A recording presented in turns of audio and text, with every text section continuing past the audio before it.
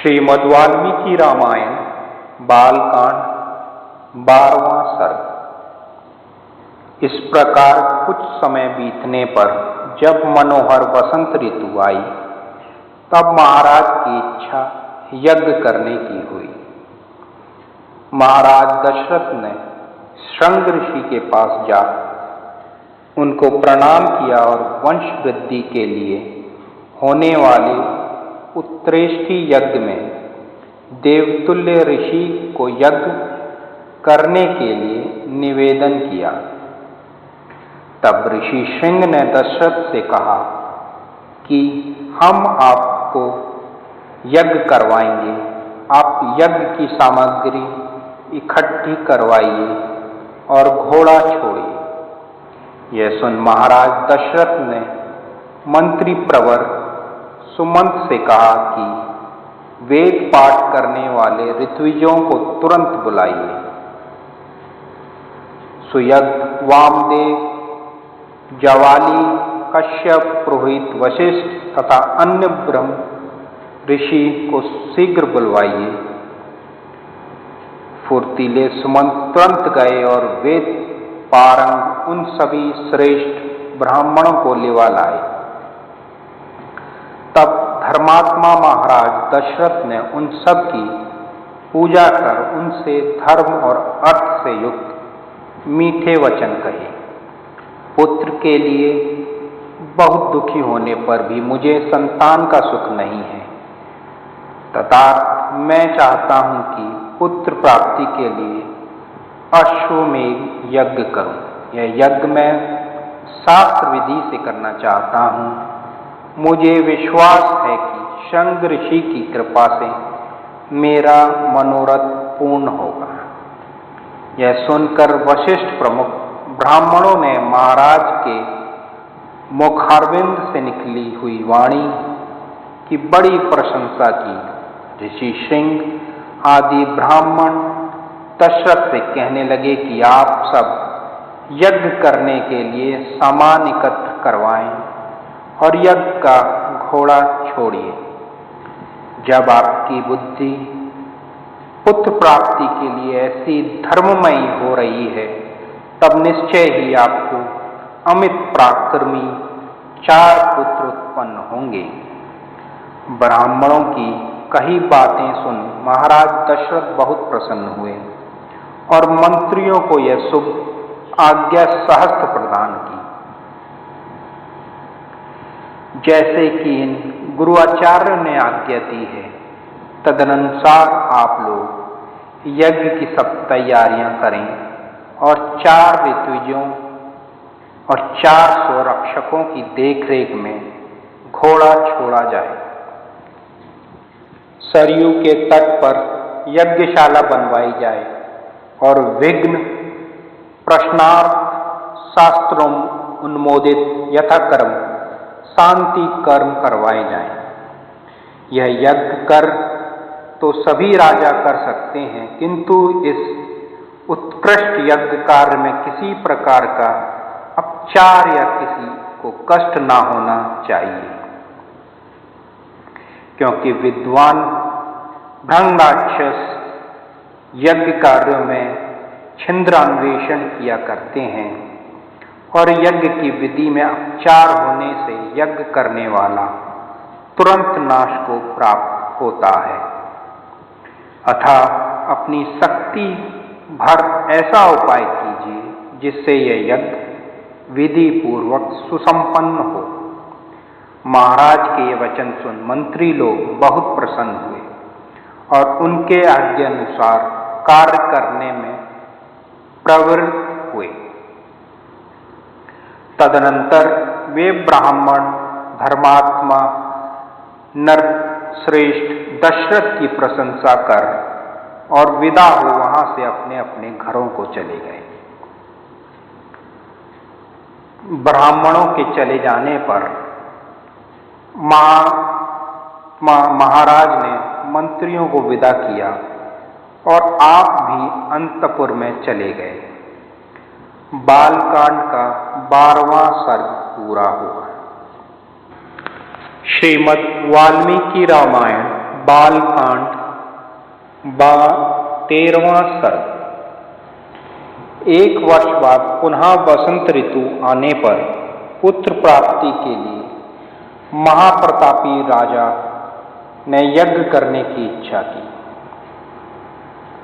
वशिष्ठ जी को प्रणाम कर और उनसे यथाविधि पूजन कर पुत्र प्राप्ति के लिए नम्रतापूर्वक उनसे महाराज दशरथ बोले,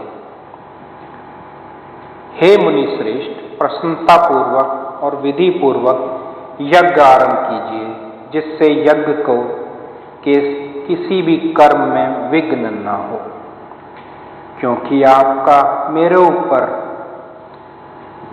स्नेह है और आप मेरे केवल हितैषी ही नहीं, आप मेरे सबसे बड़े गुरु भी हैं। इस उपस्थित यज्ञ का जो भी बड़ा भारी बोझ है, आप उसे संभालिए, अर्थात इस महान यज्ञ का सारा भार आपके ही ऊपर है। यह सुन मुनि श्रेष्ठ वशिष्ठ जी ने दशरथ जी से कहा, आप जो निवेदन कर रहे हैं तदनुसार ही हम सब कार्य करेंगे। उपरांत वशिष्ठ जी ने वृद्ध और यज्ञ कार्य में कुशल ब्राह्मणों को परम धार्मिक और वृद्ध स्थापत्य विद्या में कुशल कारीगरों को, शिल्पियों को एवं अनेक लेखकों को, नटों को, नाचने गाने वालों को, बहुत कुछ जानने वाले सच्चे शास्त्रीय वेता ब्राह्मणों को बुलाकर कहा कि आप लोग महाराज की आज्ञा से यज्ञ कार्य में मनोयोग पूर्वक लग जाइए। बहुत सी ईंटें शीघ्र एकत्र कर आने वाले मेहमान राजाओं के ठहरने का समुचित प्रबंध किया जाए। अलग अलग घर बनवाए जाएं। इस प्रकार सैकड़ों सुंदर मकान अच्छी अच्छी जगहों पर ब्राह्मणों के ठहरने के लिए बनवाओ, जिनमें भोजनादि का सब आवश्यक सामग्री रहे। आप नगर निवासियों के ठहरने के लिए भी बड़े बड़े लंबे चौड़े मकान बनवाए जाएं, जिनमें भोजन और सब प्रकार की सामग्रियां यथोस्थान सजा दी जाएं। देहातियों के लिए भी सब सुविधाएं बनाई जाएं, मकान बनवाइए। पर एक बात का ध्यान रखना कि जिससे अनादि भोजन सामग्री दी जाए, उसका सत्कार पूर्वक पूर्ण सत्कार हो। देते समय किसी का भी अनादर न किया जाए। ऐसा प्रबंध हो कि किसी वर्ण का भी मनुष्य जो यज्ञ में आवे, उसके वर्ण के अनुरूप उसका यथोचित सत्कार किया जाए। लोभ अथवा क्रोध के वश रहित हो हमें ये कार्य करना है और किसी का भी अनादर न किया जाए। यज्ञशाला के काम में जो कारीगर काम करें, उनकी भी विशेष रूप से यथाक्रम सेवा की जाए। सेवा कार्य में निरत नौकरों को उनकी मजदूरी और भोजन दिया जाए, जिससे वे मन लगाकर अपना अपना काम करें और अपना काम न छोड़ बैठें। आप सब लोग मन लगाकर प्रीतिपूर्वक उनके साथ व्रतों, जिससे वह काम ठीक ठाक हो। यह सुन वे सब वशिष्ठ जी के समीप जा उनसे बोले, आपने जैसी आज्ञा दी है तदनुसार ही हम सब कार्य करेंगे। किसी काम में त्रुटि न करने पावेगी। तब वशिष्ठ जी ने सुमंत्र जी को बुलवाया और उनसे बोले, इस पृथ्वी मंडल पर जो धार्मिक राजा हैं, उनके पास निमंत्रण भेज दो। सब देशों के बहुत से ब्राह्मण, क्षत्रिय, वैश्य, शूद्रों को भी सादर बुलवा लाओ। सत्य पराक्रमी, शूर शिरोमणि, वेदों और सब शास्त्रों में निपुण महाभाग मिथिलाधिपति को स्वयं जाकर आदर सहित लेवा लाओ।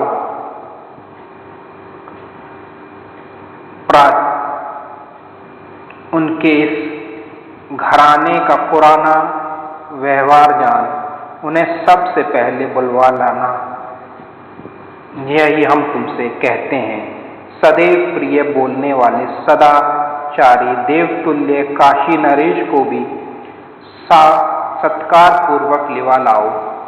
इस प्रकार वृद्ध और परम धार्मिक के कई राजा, जो महाराज के ससुर हैं, पुत्र सहित यहाँ बुलवा लाओ। अंग देश के यशस्वी महाभाग रोमपाद जी को, महाराज के जो मित्र हैं, उनको सत्कार पूर्वक बुला लाओ। उनके अतिरिक्त पूर्व देश के, सिंधु देश के, सौवीर के, दक्षिण देश के राजाओं तथा पृथ्वी मंडल के अन्य अच्छे राजाओं को, भाई बंधु, नौकर चाकर सहित दूत भेजकर शीघ्र बुलवाइए। तब वशिष्ठ जी के इस कथन के अनुसार सुमंत जी तुरंत देश देश के राजाओं को बुलाने के लिए दूत भेजे और स्वयं भी वशिष्ठ जी की आज्ञानुसार राजाओं को लेने के लिए रवाना हुए। सुमंत वशिष्ठ जी के बतलाए विशिष्ट राजाओं को बुलाने के लिए शीघ्रता से रवाना हुए। यज्ञ कार्य में लगे हुए मनुष्य बुद्धिमान महर्षि वशिष्ठ जी से जो कुछ यज्ञ संबंधी काम करते वह सब कहा दिया करते थे। तब प्रसन्न हो वशिष्ठ जी उन सबसे कहते, देखना किसी को हंसी दिल लगी में भी कोई अनादर ना हो, क्योंकि अनादर करने से निश्चय ही दाता का नाश होता है। इसके कुछ ही दिनों बाद अनेक प्रकार के रत्नों की भेंट ले लेकर राजा महाराजा दशरथ की यज्ञशाला में आ पहुंचे। तब वशिष्ठ जी राजाओं को आया दे प्रसन्न हो महाराज दशरथ से बोले, आपके आदेश अनुसार सब राजा लोग आ गए हैं। हे महाराज, मैंने भी उनका यथोचित सत्कार कर दिया है और यज्ञ की सब तैयारियां हो चुकी। अब आप भी यज्ञ करने के लिए यज्ञशाला में पधारिए और यज्ञ की सब सामग्रियों को देखिए कि सेवकों ने कैसी उत्तम और सावधानी पूर्वक सामान सजा रखा है। तब वशिष्ठ जी और शंग ऋषि दोनों के कहने से शुभ दिन और नक्षत्र में महाराज दशरथ यज्ञशाला में गए और वशिष्ठ प्रमुख सभी ब्राह्मणों ने ऋषि श्रृंग को अपना नेता माना। इसी के साथ यज्ञशाला में यज्ञ कर्म यथाविधि आरंभ किया गया और महाराज ने रानियों सहित यज्ञ दीक्षा ली। बालकांड का 13 सर्ग पूरा हुआ।